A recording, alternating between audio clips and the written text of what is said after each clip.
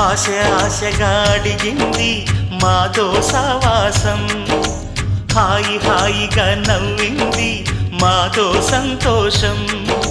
మధురమైన మమకారం మా ఇంటి పేరు అంటే, మనసు మీటు అనురాగం మా మాట తీరు అంటే, బతుకంటే ఎంత బాగుంటుందా అనుకోదా లోకం, ఇటువంటి వింత తను చూసిందా అనుకోదా స్వర్గం.